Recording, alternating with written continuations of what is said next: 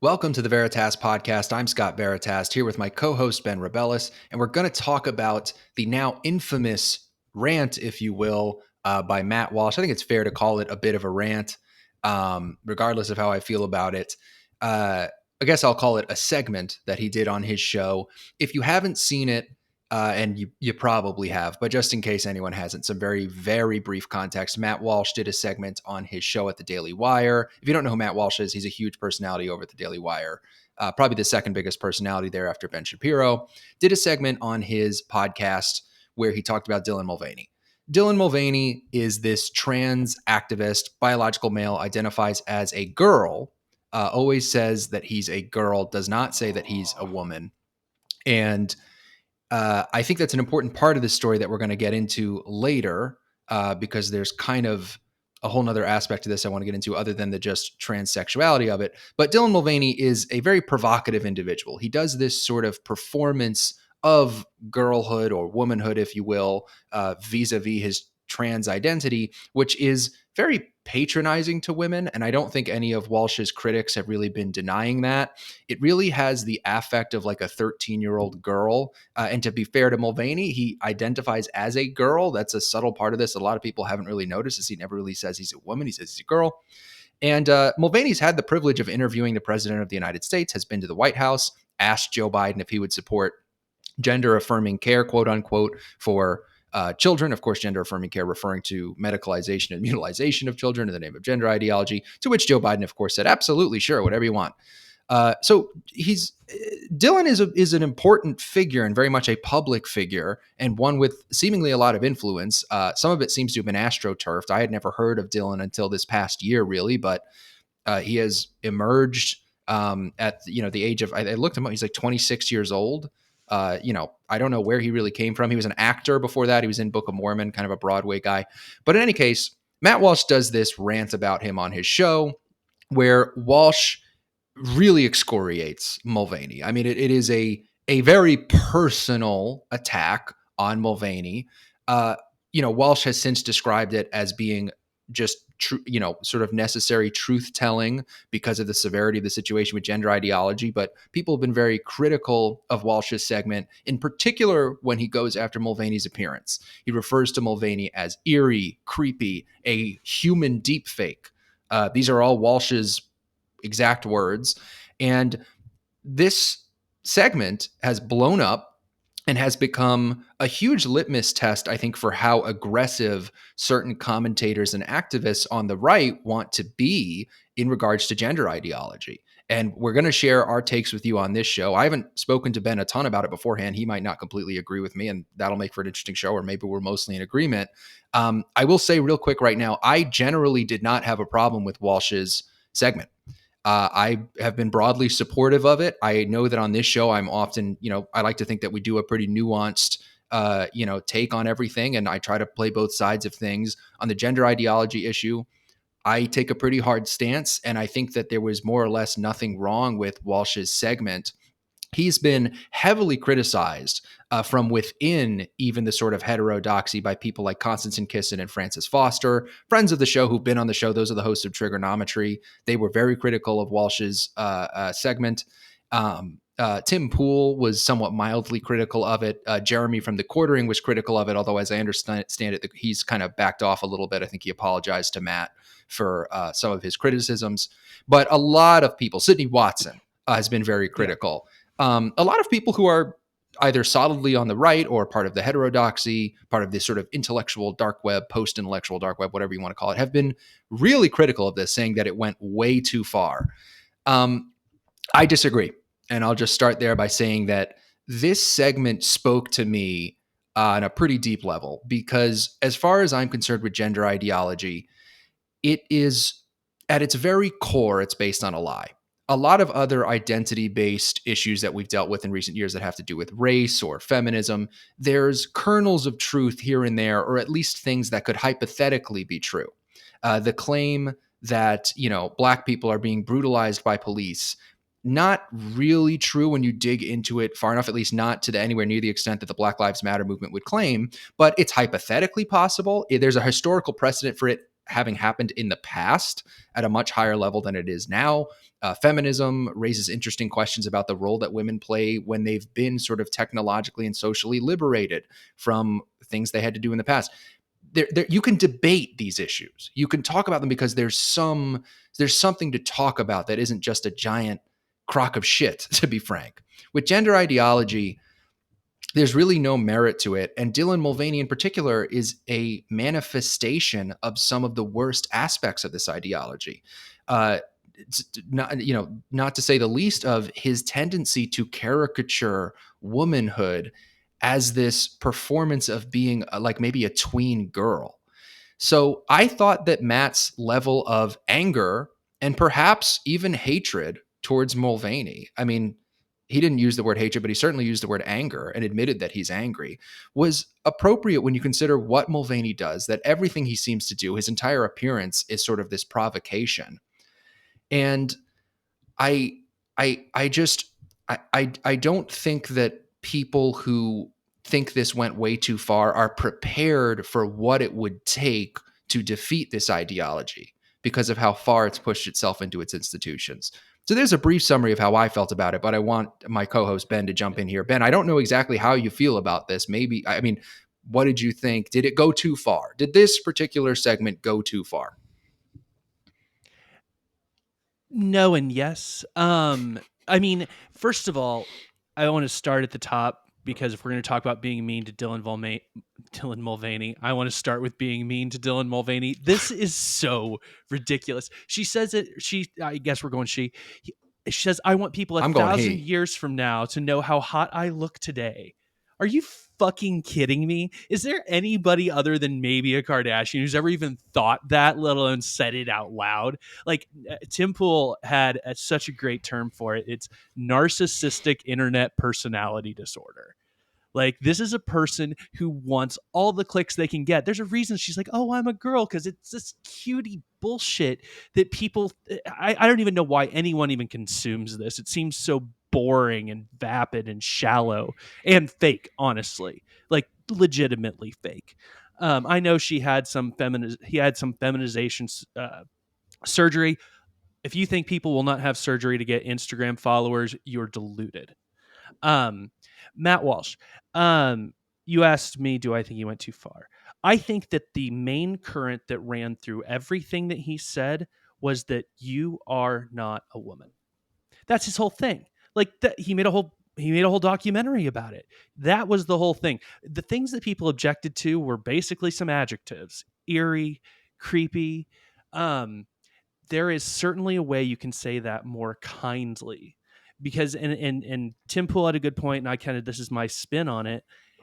I think you're saying the same thing when you say, listen, if you go out in the world, people are going to find that you look a little weird. You look a little creepy because you can't cross that, and I'm stealing a term from you, uncanny valley between these two.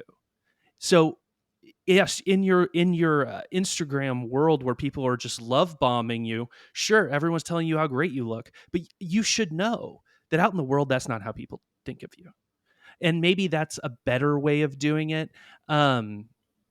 I guess the question is, and I'll get your opinion on this, is what is the purpose of aggression when we talk about these types of issues? Like, I agree, aggression is a thing that we use in wars of attrition where we can kill all the enemy soldiers and they never talk again.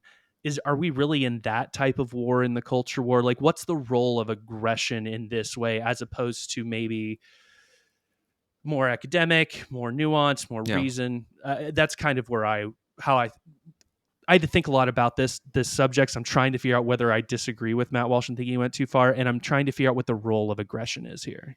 That's a great question for this story, Ben. I think that one of the things aggression can do, and one of the things I got out of Walsh's segment, is it can signal to others that you're angry and that it's actually okay and maybe even desirable to be angry in certain situations.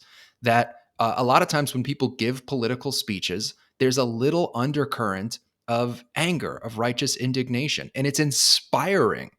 I mean, and back in the days of actual physical war, obviously that would have been a part of anyone's William Wallace speech to their troops, would have been this anger of, we've got to defeat the enemy. We hate these people.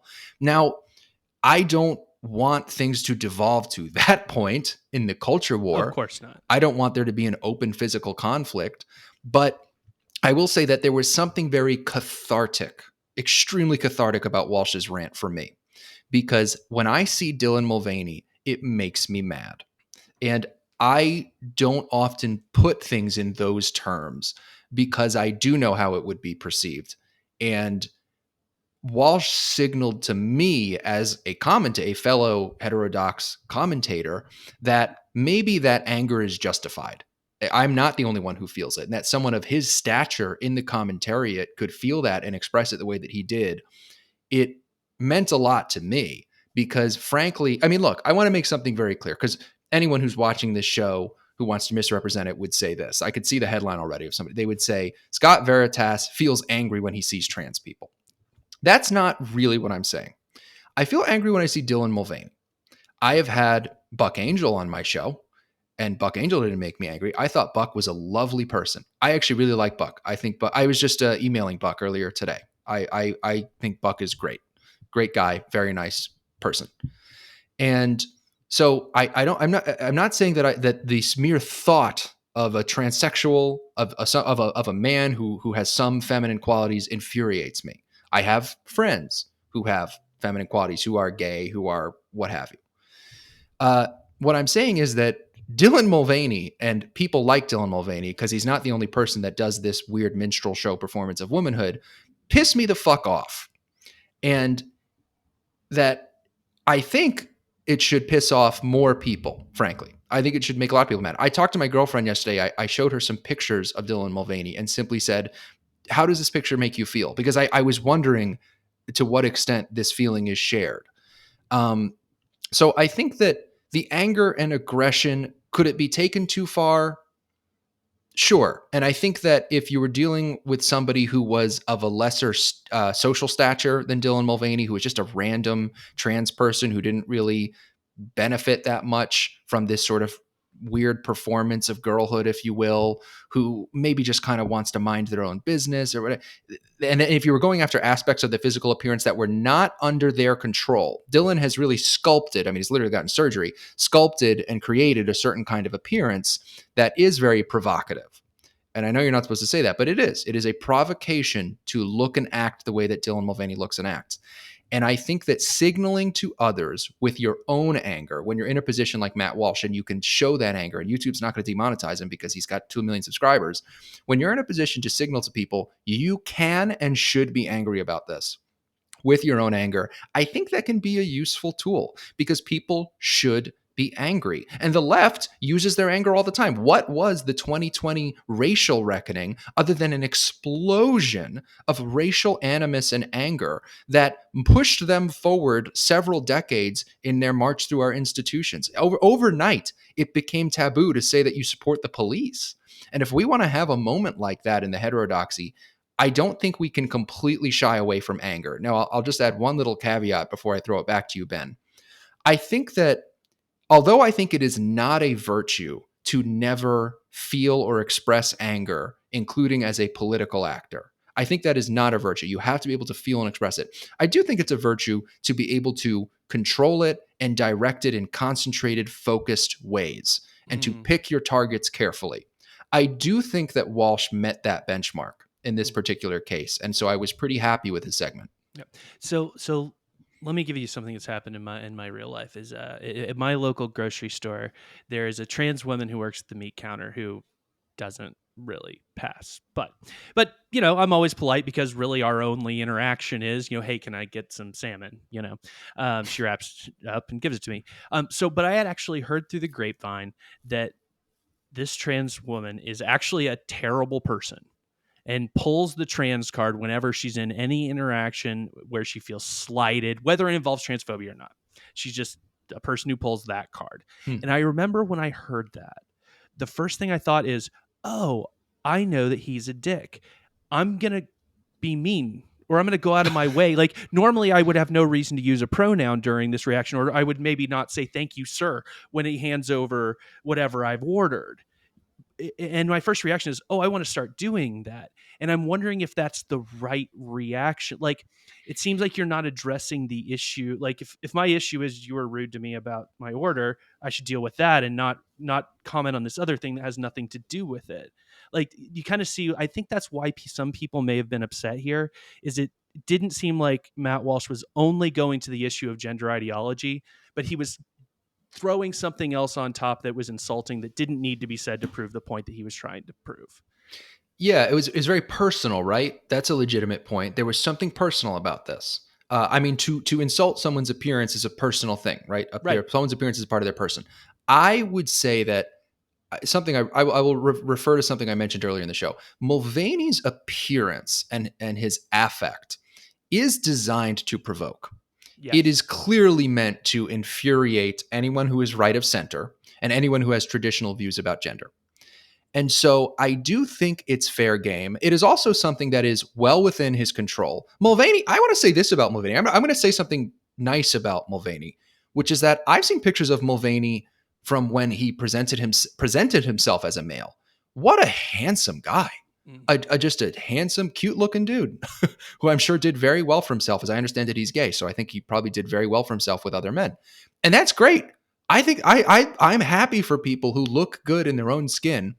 I think he has made himself look infinitely worse through this trans stuff. And I'm a little baffled by it, because often when you see people transitioning, sometimes you can see that they didn't have a lot going for them in the looks department before, and maybe they're trying to fix that by transitioning or whatever. For some people, it might work really well. I mean, I again, I'll talk about my acquaintance, my friend Buck Angel, who looks male, who's passed very, very well. Not everyone has the privilege of doing that when they transition, but there's one example of somebody who seems to have benefited from it. Mulvaney, on the other side, has sculpted this feminine appearance, if you will, which is sort of insulting because it's utterly unconvincing. And also it seems to be the affect in particular. It's not really the look so much as the affect. His affect seems to be modeled off of this facsimile of femininity that you would get from only interacting with 12 to 13-year-old girls. And again, he refers to himself repeatedly as a girl in his videos. He goes, it's day 100 of girlhood. I don't know if he ever says womanhood. I haven't watched that many of the videos. Maybe he does. No, can't do but I think that that's all fair game here. I know that it feels very personal to go after someone's appearance, but I talked about this when we talked about Sam Brinton a couple weeks back. If the aspects of their appearance that you are attacking or making fun of or insulting are things that are 100% within their own control, especially things that they have really worked on. I mean, to go and get surgery, unnecessary elective plastic surgery, I think it's kind of fair game, especially when those things are a part of your political ideology. It is a political act to do whatever the hell Dylan Mulvaney is doing. And we know this because Dylan Mulvaney interviewed the president. He's a political activist. I will say, if there was somebody who happened to be a gender ideology activist who maybe had some naturally androgynous features, and Matt Walsh were to have just gotten on his show and said, like, look at this, he, she, I would think that was extremely rude and unnecessary. But I think this is a different case. No, I think that's probably exactly right. I mean, you have this person who has made how they look so much of their brand. I mean, it's an internet personality. This is their brand. They are trying to look a certain way to align with the message they are putting out there. So maybe it is the case that their physical appearance is totally fair game because that's what they've got. And the only other thing they got is this, and I love that term, facsimile of a woman. Like, I remember, like, in the day one video, Dylan Mulvaney's like, I cried twice before noon and bought a dress I couldn't afford. Like, even if, let's just say that that's something that a lot of women do, which I don't know, maybe I buy dumb shit all the time, but it's not dresses. What female says that out loud? Like, it's such an act that maybe if Matt Walsh was like, if he was debating, so like, if he had done anything like this in his interviews for, like, What Is a Woman, when he's interviewing all of these, seemingly respectable professionals and started going into these attacks, then yeah, that would be totally unfair. I think I'm a little bit more, you've convinced me a bit, Scott, that this was not as bad as some people made it out to be, even though, and I'll say, maybe not the tactic I would have taken, but the diversity of tactics doesn't necessarily mean that one is better than the other.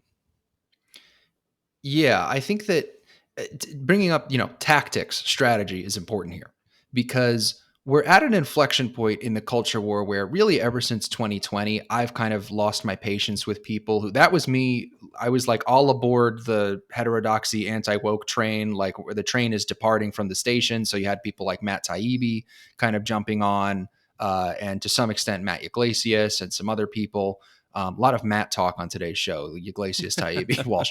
But you have people jumping on the train, and I've felt like tactically, I don't know how much we can use people that haven't gotten on the train at this point, that don't realize what time it is, that don't realize that a certain level of truth telling and aggression and unapologetic aggressive truth telling, a certain amount of that is just necessary at this point, particularly when it comes to gender ideology, the core of which is this idea that we should make it mandatory in society to deny reality, that is a virtue and something that we should ingrain in all of our institutions, and that we can bring down to the personal level. I mean, people talk about kindness when it comes to this segment from Matt Walsh. I'll tell you something that's not kind. Asking me to debase myself so much, to do something so humiliating as to deny what I can see with my own eyes for your personal comfort and self-affirmation, to basically kneel down at your feet and say, yes, you are a woman, you are a man, even though I can plainly see that you're not. That is unkind. That is domineering. That is authoritarian. And much more so than people, I think, really understand, like even people on the right, like how aggressive and destructive and corrosive that very basic thing is, to ask someone, and by the way, successfully at this point, they are doing this in society, to ask society to turn a blind eye to reality because of someone else's fucking crackpot religion, which is all gender ideology is, complete crackpot bullshit religion, is deeply unkind. And yet it's been deeply effective. And you brought up the notion of tactics, Ben. I think that, look, I'll say this. I don't want Ron DeSantis, when he runs for president, to speak exactly the way Matt Walsh does, right? Like that tactically, probably not a good idea if you're running for president of the United States. And I'm really hopeful about a DeSantis administration, but I would not want to see him use the exact language that Walsh uses. If you're running for president, probably not tactically the best choice. But I would like him to take some of the lessons away. Like, here's what I would want a Ron DeSantis to do. I wouldn't want Ron DeSantis to say that Dylan Mulvaney looks creepy and eerie and weird, but I would want Ron DeSantis to plainly say during his campaign that a man cannot be a woman, which, like you said, Ben, is the core of everything Walsh was really getting at. And no one's really disputed that Walsh is right about the things that he said. And that's another thing, is truth over kindness. At the end of the day, we put kindness over truth, and it got us here. So I think tactically, selective use of the pretty fiery language that Walsh used is helpful. And I am in a tactical mindset, and have particularly been since the 2020 riots when it comes to the culture war. I'm no longer really in a debating. I'm not like, oh, these are interesting ideas that we can debate all day and talk about it. We'll debate our way out of this. We'll convince the other side to give us the keys to civilization. I'm very past that. And so when Walsh was defending these comments, and he's posted several defenses of them onto YouTube at this point on his show, he says, where has kindness gotten us in the past 10 years? The right has been absolutely routed since like 2010 on this issue. And there have been attempts to compromise when it comes to calling individual people their pronouns or whatever. And like when I had Colin Wright on the show, he said, I feel like I've been had, because it seems like the attempts to meet people halfway with that, for as much as I do like and appreciate people like Buck Angel and Blair White, who maybe just want these simple things on a personal level, and I do appreciate those folks, it's hard to tell if we can have our cake and eat it too. I think a little bit of meanness, selectively and carefully used, it's not even meanness. It's just truth telling. Harsh, perhaps at times harsh truth telling. A little bit of that needs to be deployed if we're going to effectively combat this issue. Because if you let somebody like Dylan Mulvaney just prance around and don't tell it like it is and get people to wake the fuck up about what he is doing, that's really damaging. Yep. I mean, there needs to be, if there's a young woman watching Dylan Mulvaney on TikTok and her view of him is colored by the spectrum of commentary being he's the most amazing, important goddess in the whole world, and people being like, oh, he's kind of annoying. I would like the spectrum to be broadened to include Matt Walsh's comments so that that young girl can see what he says. And if it speaks to her on a gut level, and I bet for a lot of women it does, like it did to me, I would want them to see that and be convinced by it. I found myself moved by Walsh's comments, and it made me want to say things out loud that I hadn't necessarily said before. Yeah. So a couple of responses to those points. This one was a little rough for me because generally I think that I always want to go after bad ideas, bad institutions, but not at people. Like I think that's the instinct people should have is let's go after the institutions that are promulgating bad ideas. Let's go after bad ideas. But then you've got this person who is trying to embody this ideal and explain why it's so good. Look at using her own life as an example of why this ideal is so, my idea is so good. So that's why this one's a little tricky for me. The other thing on the point of tactics is, I think I've mentioned on the show before, I'm a big fan of The Fifth Column with Camille Foster, Michael Moynihan, Matt Walsh. And they, until very, very recently, and really not until Megyn Kelly kind of made them on her show, they've stayed away from the gender stuff. They just don't really, they talk about every issue under the planet. They've kind of stayed away from it. And I get the feeling that when a guy like Michael Moynihan, who was a reporter of Vice News, someone introduces themselves to him with their pronouns, he just rolls his eyes. Like, I don't care about this. This isn't my issue. I don't care about this. And so I'm wondering if you think that it is either a potentially successful, and effective tactic to kind of let the kids cry themselves to sleep. Like, isn't there a point at which this becomes so ridiculous that there's almost no, I mean, we're not even talking about like the extreme 5%, only the extreme 2% think that this is is there utility in kind of just rolling your eyes and moving along and letting this thing burn itself out if you think it will? So to address your first point about going after people versus like ideas, I just want to touch on that real quick. And then I want to touch on your other point about like, can we have this just kind of eye rolling, let it play out attitude? The first point, I think that's a good point when you're in a debate mindset. And in order to be in a debate mindset, there needs to be a mutual sense of respect. If the rule is attack ideas, not people, it has to be a two-way street. That is the only way that rule makes any sense. And when you are engaged in what is no longer, in my opinion, a debate, but a cultural conflict between two sides vying for political power and control over civilization, it's no longer a two-way street. We certainly have not gotten that respect, right? The left attacks the right personally all the time. I mean, people attack Matt Walsh personally all the time. People threaten to, kill Matt Walsh and his family all the time. He gets a ton of death threats. I mean, look, and not that doesn't ever go the other way, but I think that as soon as the other side is no longer playing by that rule, you need to also meet them kind of on the cultural battlefield with the same mindset. You need to say, okay, well, if we're doing this, then we're doing this, because personal attacks are very, not for good reasons, right? But they're very effective in persuasion. If you make somebody radioactive, if you make somebody look silly, like what is John Oliver's show about? His show is about making people look silly, and it's the sort of successor to The Daily Show, because that was a big part of what The Daily Show was about, was just cutting up people's comments, making them look stupid. Very effective. I used to think The Daily Show was hilarious. Be like, how could anyone agree with these stupid fucking hillbilly conservatives the way that Jon Stewart makes them look on a personal level, very personal, attacking people, making them look stupid.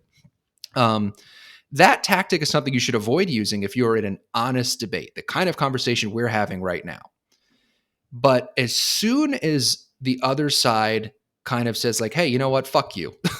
like I'm going to attack you personally. You then have to kind of metaphorically arm yourself with this tactic. I just don't think it's an option to let the other side wreak havoc with personal attacks, which can be really effective, with reputational destruction would be maybe a better way of putting it, and then not do it yourself. On the notion of the idea that you can, because gender ideology seems to, I used to talk about this sometimes. At the end of the movie and the novel War of the Worlds, the aliens aren't defeated by the humans. They're just exposed to oxygen and eventually they just kind of die. Like, I don't know if anyone's read that book or seen the movie.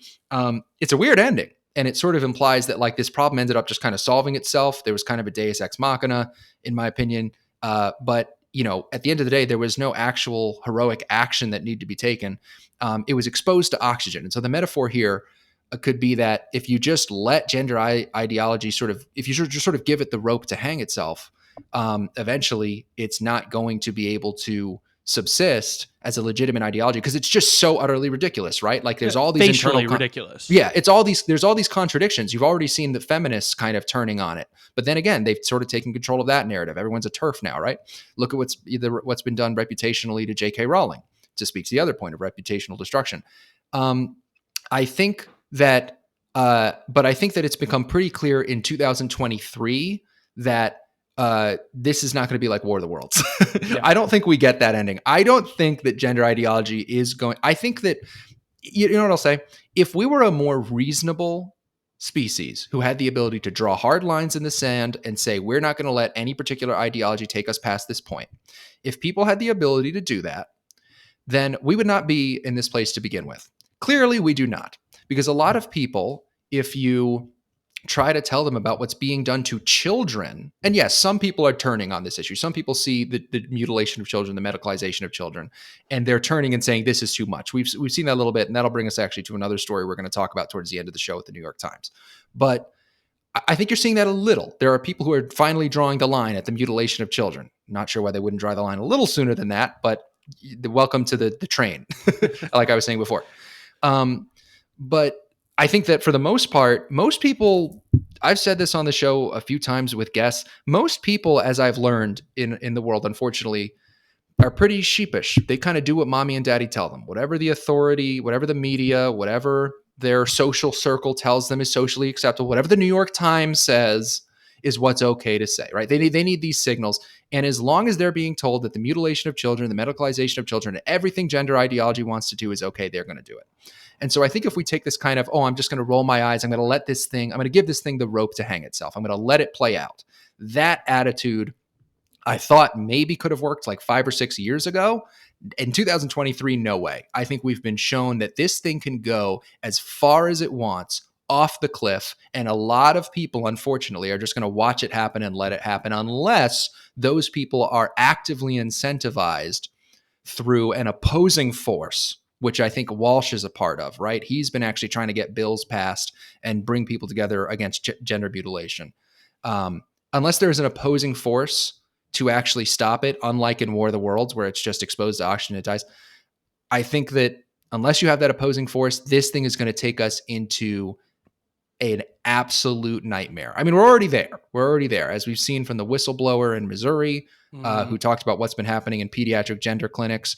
We're already at the point where I think it's been proven that the sort of eye roll, like, this is kind of stupid, but it's gonna work itself. It'll burn itself out, right? Like this fire will burn itself out and not, get past these lines. I think that's been proven more or less incorrect at this point in time. So what I'm hearing, and it reminds me, it's redolent of a comment that Brett Weinstein made, and he said it a lot, is bad faith changes everything. Is we have people who are acting in bad faith on the other side. And even if we were to present, the most ironclad syllogistic argument of why they're wrong, it wouldn't matter. We're transphobes. I guess that's unfortunate. The only thing I wonder about the spread is eventually I think there are two things it will come up against. One is lawsuits, which are already started. I think that may be a force that helps repel the spread of this ideology without having to necessarily change the culture. I don't know what those lawsuits look like, but it seems to me that informed consent has been going out the window. And the other one is the First Amendment. We are not Canada. Our government is not going to cannot force us to use certain words and pronouns in support of this ideology, and any attempt to do so will be futile. I mean, say what you want about our Supreme Court, but if there's one thing that they are just could not be tighter on, it's the First Amendment. So I think this ideology, no matter how far it spreads from the culture wars into the broader culture at large, will run up against the legal system and the First Amendment. I wish I had your optimism, Ben. I think that the ability of the woke orthodoxy to take over institutions, including the justice system, means that we're going to see some success with these lawsuits, as we have with a lot of different issues, but that eventually the sort of long march through the institutions could turn the justice system into a moot point. You already see activist judges. I just released a song on the channel that's about the case of, James Younger. That's a case that, as far as I'm concerned, absolutely didn't get, ruled the right way. I won't get into the details of it. I don't want to get anybody in trouble with an active, legal situation. Although you should all check out that piece of content that I put out. I'd appreciate it. The song I wrote about the story of, inspired by, I should say. It's not strictly about, but inspired by the story of James Younger and his father. But I fear that the law can only hold for so long.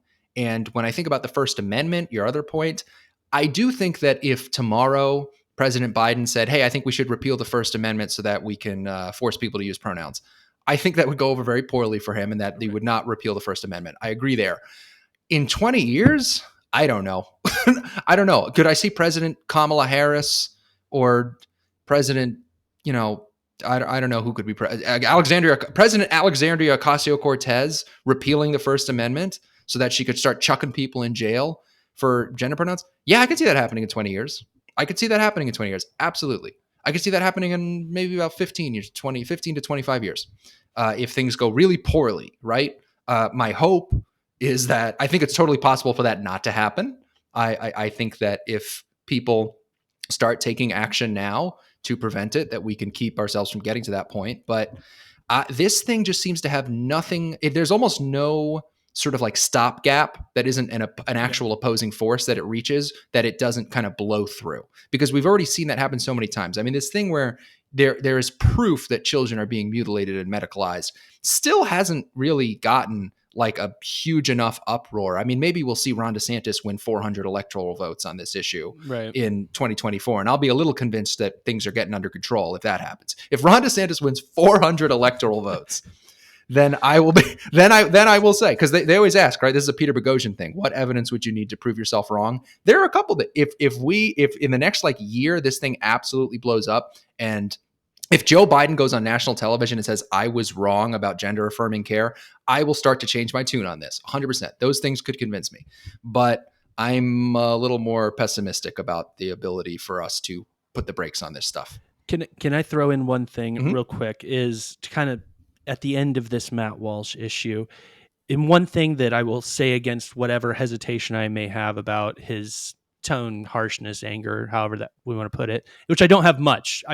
It's not my style. That's kind of where it comes down is, but those of us on this side of the issue need to avoid doing the thing that the left does to itself and eat our own.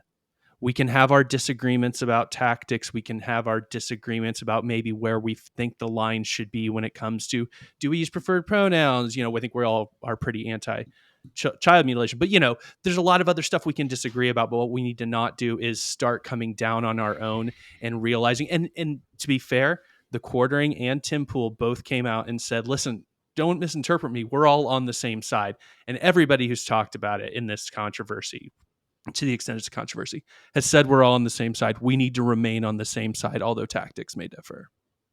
Yeah, I think it's an important point. I'll say in terms of like two of the people who've been a huge part of this story, the critics who've been really called out have been Konstantin, Kisin, and Francis Foster, just because they were they made a couple of kind of goofy little quips about like, oh, maybe Matt Walsh is just being the girl who's mean to the boy that she likes or something like that. Yeah. This kind of quip about like, oh, does he have a thing for her or whatever? Just joking around. They both have backgrounds in comedy, so that's just something that they comedians. Do. I like those guys a lot. I've had them both on my show. Konstantin's book, An Immigrant's Love Letter to the West, is really great. The worst thing I'll say about any of the people being critical of Walsh right now is that I think they are misguided, and I think that they they understate and do not fully understand the what is necessary to win the culture war. And there does need to be some kind of winning the culture war. Again, we're not debating a way out of this. I think that those guys are great interviewers. I think Sydney Watson is a cool person and all that. I think, I like these people. I'm not going to say that they're useless and they have no use to the heterodoxy, but I hope they see things the way I see things in the next couple of years. I hope they get on the train pretty quickly, because I do think that they are less effective and less helpful to the heterodoxy when they sort of have this, in my opinion, somewhat timid approach to this issue. I think that I do think that the Walsh segment, the Walsh Mulvaney rant, was a good litmus test for whether or not somebody at this time understands what is necessary, understands what time it is when it comes to winning the culture war, especially on the issue of gender ideology. That's the furthest I'll go in being critical of those folks, is that I don't think they fully understand where we're at.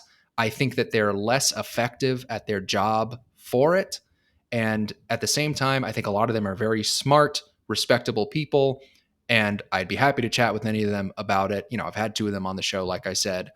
So I won't go so far as to say like these people are useless and the friend enemy distinction. These people are my enemies. No.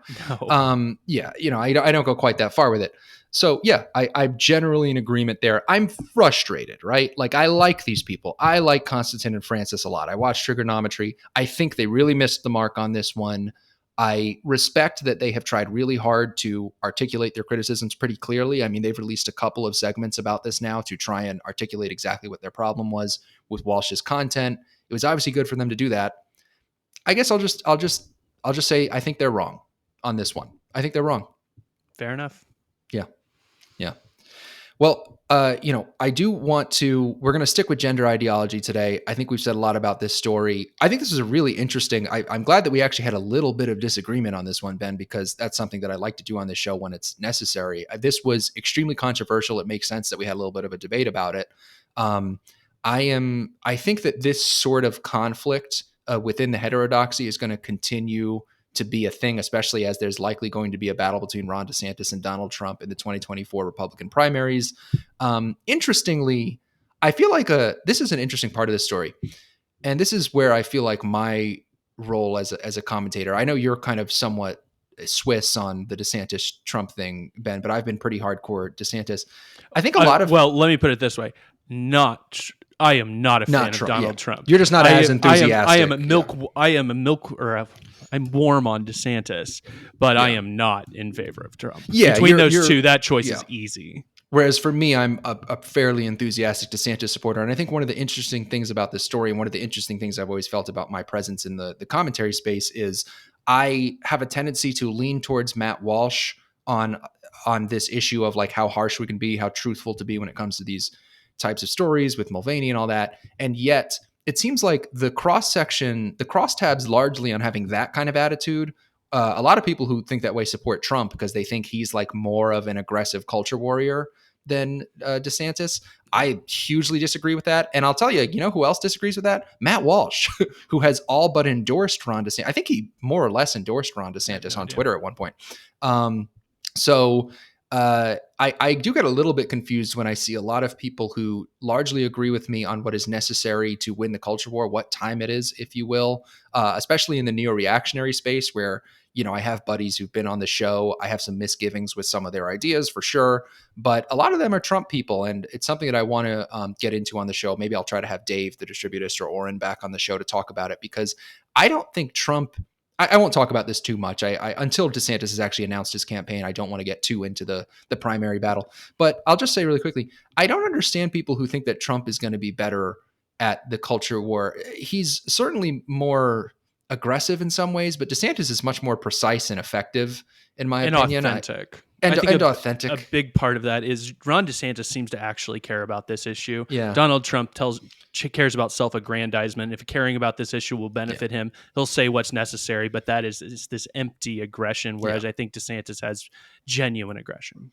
Yeah. And I think, both of these are two figures who've both had Chris Rufo whispering in their ear for the past couple of years. I mean, when Trump was president, Chris Rufo kind of got his attention. But I really do believe that Trump had really no concept of any of this stuff until he heard from Chris Rufo, right? That he should have that executive order to get rid of, DEI in federal agencies. You can tell because the whole Black Lives Matter racial reckoning thing was brought up to Trump during the debates in 2020, and he could barely articulate any defense of our police and our fucking, system of law and order on the debate stage. He's just not able to articulate himself on these issues because I don't think he understands them. He's just not intellectually there. DeSantis has done a much better job. I mean, sure, he says, Florida is where woke goes to die, a little bit of red meat, which I enjoy hearing. It's cathartic for me, but he also is able to clearly articulate his vision on these issues. And I don't know. I think it's interesting that I find myself agreeing more and more with more aggressive activist figures on the right. Certain aspects of some of the neo-reactionary stuff, not all of it, but certain aspects of it. But I have still held fast on the Trump thing. I absolutely do not think that Trump is really any good for the heterodoxy or the right at this point. I think he's been very bad for them. But I know we've talked about this on the show before, so I'll move us on until DeSantis actually announces his candidacy. For the most part, I'll try not to just be like Trump bad. I don't want to just do Orange Man bad. You can go to a lot of places to watch that. But I do want to talk about another story related to gender ideology. We saw the New York Times recently do a couple of stories that were sort of took a critical eye to particularly the way that gender ideology has impacted children. And we sort of talked about this earlier in the show. There seems to be a little bit of movement on this issue. It seems like I sort of mentioned this also earlier in the show. The New York Times signals to a lot of establishment liberals what you can and can't say. So when the New York Times runs an op-ed, maybe defunding the police isn't a super great idea. Maybe we shouldn't fully abolish law and order in the country. Then some liberals will be like, yeah, let's not defund the police. And you'll see mayoral candidates in New York and Chicago and Los Angeles saying yeah, I support the police. I'm liberal about everything else, but maybe that was a little too far. But only if the New York Times signals that to them. And it's been interesting the past couple of weeks because the New York Times has been, to their credit, somewhat critical with their reporting. They've taken a critical eye to some of the pediatric gender ideology stuff. And the reaction to this, both internally and externally at the New York Times, has been that they've gotten a lot of criticism. Obviously from the activist wing of the trans activists, and also from within their own union, as I understand it. There are, reporters at the New York Times who are more on the woke left, who are not happy with this reporting. To be fair to the New York Times, they released a statement that I think came from the editorial board that said more or less we're going to continue doing this reporting. We are journalists, not activists. We hear the criticisms and we're just going to keep doing what we're doing, which was pretty cool. And I was glad to see. I want to throw this to you, Ben, though. Why now? The New York Times has done such a bad job, particularly in the last 3 or 4 years, of being the paper of record. I know that every once in a while they'll let some Ross Douthat or whoever write an op-ed, or I think maybe once they even let Ben Shapiro, every once in a while. But this is the same New York Times that fired, I forget his name, but the editorial. Donald McNeil. Yes. Yes, thank you. Donald McNeil was the science reporter, and Dean Baquet was the head of the editorial department. Yes. They fired Dean over, this op-ed from Tom Cotton in 2020 that said that, maybe Trump should use the Insurrection Acts to use the National Guard to quell the riots. Not something that Ben or I necessarily support, but it was something that 40% of the country was interested in at the time because the country was fucking on fire. Yeah. So we were thinking about it. And there is historical precedent. George H.W. Bush did that in the 1990s during the LA riots. It's not unprecedented. This essentially led to the firing of a long-tenured, otherwise well-respected editor at the New York Times, the head of the op-ed department. And the New York Times let it happen. Now, a couple of people a year and a half later wrote some exposés about it from within the New York Times, oh, we have some regrets about this, but it's too fucking late. And that's kind of my point about all this is the New York Times is the paper of record. There's so much they could have done. I've said before on the show that if any one person could have stemmed the tide of wokeness, I always say Barack Obama. Right. I always say, man, if he had just in 2014-15 said some of this stuff is off the reservation, everybody in Ferguson needs to stop fucking rioting, that it would have helped a lot. In terms of other institutions other than the President Obama that could have done that, the New York Times has a huge influence over this sort of center-left enablers of wokeness, who aren't necessarily woke themselves, but enable them and kowtow to them in every way. And they've done a terrible job in the last 3 years. And it's a little bit hard for me to pat them on the back at this point for literally reporting on the mutilation of children. It's like, okay, thanks. Like, now that kids are getting their breasts removed unnecessarily, you finally wrote an expose of that. I guess we appreciate it. But Ben, why are they doing this now? Why didn't they start earlier? I wonder if it's almost, cracks in the dam type of thing. Like, so you've got these new media outlets on the rise, like Barry Weiss is just killing it over at the Free Press. They're writing, we had that one whistleblower.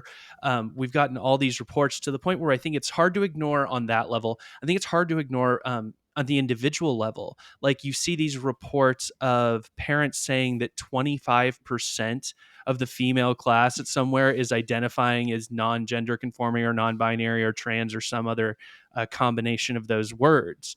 Like, I think it's becoming impossible to ignore that this is something that is happening, and it is inorganic, and it's weird. I mean, and what did the New York Times do in response? They published an article about maybe, just maybe, it's a good idea that schools let parents know when their child wants to go by a new name and gender. Maybe.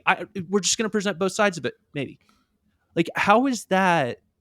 That's what's so insane about this controversy. But so you're asking, should we let NYT off the hook here? I will say it's extremely hopeful that they put out a statement and said, we're journalists, not activists, which, by the way, is a long-standing norm for major newspaper outlets. It's what they should have said 3 years ago when they tried to fire Dean. And it's what every university should have said instead of standing up for instead of standing up for their faculty. That's what they should have said, is like, we're here to educate people, not be activists. Yeah. So it's very hopeful to see that. But NYT also brought this on themselves. For years and years, there was nothing but laudatory coverage of every trans ideological aspect, and now they've it's unavoidable that they have to do something critical, and this is kind of what happens. I mean, this is the same New York Times. I mean, look, most of the time on this show, when some big institution or like Barack Obama is critical of wokeness, I'm like, great, this is helpful. It's so hard with the New York Times. And I have to point out, this is the New York Times. The ad department at the New York Times ran an ad, I think like a year or two ago, where it was this brown lady, a woman of color, and she's looking hopefully like into the sky, and it says like Mildred is imagining Harry Potter without its creator, which was legalese for fuck J.K. Rowling by the New York Times. Do you remember this, Ben? No, I don't remember. There was a Subway ad where it was just some woman of color. I swear to God, this is a real thing, by the way. Anyone who's not seen this, I'll try to put it, I'll put a picture of it hopefully in the video. I'll superimpose it into it so you can see. This is one of the craziest things from the George Floyd time, where everyone was just going crazy woke.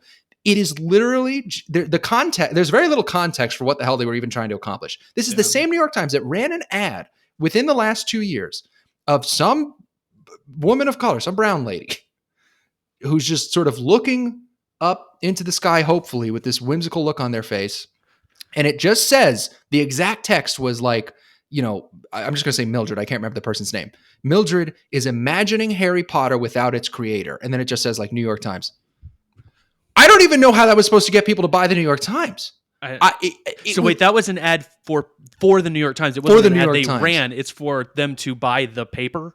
I think. I don't remember the exact, like, I just remember it was like something that the New York Times had put their stamp on. Mm-hmm. I have to find it, and I'll try to put a picture of it, because it's like, to go from that within like a year or two to this is pretty bizarre. I mean, I was pretty convinced. I mean, I'm a little pleasantly surprised, and I will give them credit where credit is due for doing this, and they should continue to do it. And you know what? And if they stay the course, then I really will give them credit. If the New York Times actually continues down the road of being journalists and not activists, they do this 2 or 3 more times. Okay, if they get 3 gold stars, I will finally be like, you know what? I will start reading the New York Times again. I may even buy a subscription to the New York Times if they continue down this path. One, island of sanity in an ocean of bullshit does not a good paper make. So I'm not going to let them do it with just one little thing. Yeah. But if they stay down this path, I will give them credit. But it's a little bit hard to pat people on the back for drawing the line at the mutilation of children. It's like the line, again, it was 2 years ago, was kind of my last, like, get on the fucking train. The train is leaving the station. If you still don't see what is happening with wokeness, I don't know how to explain it to you. So yeah, it's weird that it's happening now. I think you're right, Ben, that it's becoming somewhat unavoidable. Like, they're backed into a corner because these kids are telling their stories. Mm-hmm. Like the detransitioner thing has become unavoidable to the point where 60 Minutes had to do a segment on that. Like, you can see it with your eyes. Like, you see people suffering.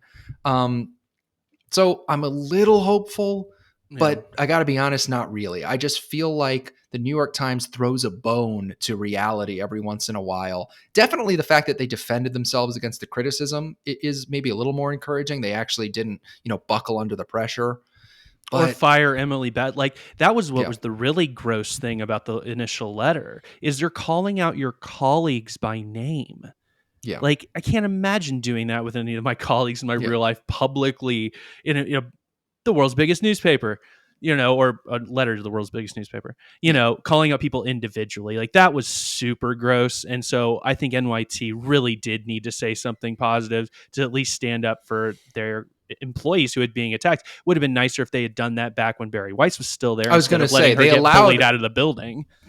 I was just going to say that. Yeah, they this is the same NYT that allowed Barry Weiss to be absolutely mercilessly bullied into quitting. And thank God, she's gone on to some very other successful ventures. I was just about to say that, Ben. Like, it's I think it's important to give credit where credit is due, but you got to make people work for it a little bit. This is just not enough. It's not. This is like somebody, committing a fucking felony and doing 10 hours of community service and being like, am I good? It's like, well, a little more, maybe. Like, maybe you could work on that. Like, a couple more hours of community service, spend a couple days in the clink. Like, it's just, they need to do more. I encourage the New York Times to do more. I will happily purchase a subscription. I will spend actual money on the New York Times if they keep doing this shit, if they actually become a proper paper of record, but they need to do more. In terms of what else can be said about this issue, I guess I'll just turn it into a more broad conversation, since we've kind of said all we can about the NYT. We kind of are in wait and see mode with them, I guess. But Ben, do you feel like, because this is a part of a broader thing that's happening, where it does feel like the dam is breaking a little bit on the pediatric gender ideology stuff, the stuff where kids are actually being medicalized and even mutilated. And I want to learn some of the statistics on this. I know that I will acknowledge, I know it is quite rare for mastectomies in youth, although it has been happening. And I think it's even rarer, obviously, for any kind of actual genital mutilation. But I believe it is happening in some rare cases, especially with like older teenagers, 16 to 18 years old. Not at, Matt Walsh got, made fun of at one point because he went on Joe Rogan and he didn't have the exact right numbers about the number of kids this is happening to. So I don't want to fall into that trap. I know it's not happening to every other kid on the block, but like you said before, Ben, a ton of them are identifying this way and going down this road. And the percentage increase in the ones who are getting mastectomies or who are being put on hormones is increasing so much. Are we starting to see a turning point, though, where it feels like people are drawing a line here? And I guess maybe, because that's so speculative, maybe a more important question is this the sort of final frontier wedge issue for the heterodoxy to use to make people reach their woke breaking point? James Lindsay always says, what's the woke breaking point? Ask your friends. What is their breaking point? And if this isn't it, I give up. To be frank, I will stop producing the show if every child on earth just becomes medicalized and mutilated. If this doesn't do enough, I will just go to the woods and grow a beard and buy a bunch of guns. No, I'm kidding about that last part. I will go full Ruby Ridge. No, I'm kidding. I'm joking. Whoa. Won't do that. But you know what I'm saying? Like, this is kind of the point where if we don't, again, joking about the Ruby Ridge thing, but if this has to be it, this has to be the moment where society reverses trend. I think it is, because it's the point at which we are talking about medical interventions, and so many parents, I feel like I hear this on podcasts. So many parents aren't necessarily resistant to a child. They just don't know what to do. Like they've got people saying, well, let's just put your kid on medicine. They're like, I don't know about that. What that decision point creates is a need for good, effective knowledge.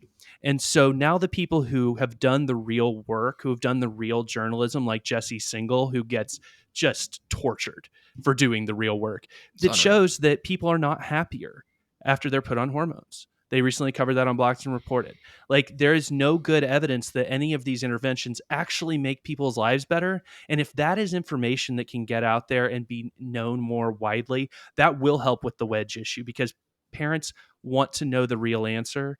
And if we can get more and more people saying the right research and pointing out the flaws in the nothing but gender affirming care model, I think parents will listen to that. And they're usually always how, political movements stay, because it's about their kids. They care about them. Yeah. I mean, this is the ugliest possible manifestation of wokeness, and it's sort of, umbrella ideologies. Is the ugliest thing you can imagine is a child being taken away from their parents to be medically transitioned against the will of the parents, which, depending on the way you see the James Younger thing, which again was the subject of another piece of content I put out on the channel recently, that's what's happening perhaps there. A story you should all look up if you haven't looked up, the story of James Younger, which got some play, a couple of years ago, and I've been thinking about a lot lately. Ben Shapiro, who, I'll say this does seem to get people riled up, this issue. Ben Shapiro, who is not known for, saying he's going to pick up a gun and be, it's kind of hard to imagine Ben Shapiro being in an armed insurgency type situation, because he's a nice Jewish lawyer guy who has, likes Judeo-Christian values, and, and I like Ben, by the way. I don't mean to make fun of the guy, but all of this is to say, he said on his show once, a lot of people don't remember this. He said, if somebody comes to my door to take my child away because they think my child is trans, I will meet them at the door with a gun. And I was like, holy shit. I was like, for Ben Shapiro to say that, it really does seem to, look, it's people's kids. It's like a lion will do anything to protect its young. So will a man. So will a human being. It's the final frontier. A person who will not protect their children from this stuff when it's physically mutilating them and mutilating their soul, even if they don't get medicalized. You look at people who are in the gender queer umbrella thing, and in the words of Jordan Peterson, he used to say this, they're just not well put together. They're clearly suffering. They're in emotional distress. There's a mutilation of the soul that takes place regardless of what's going on medically.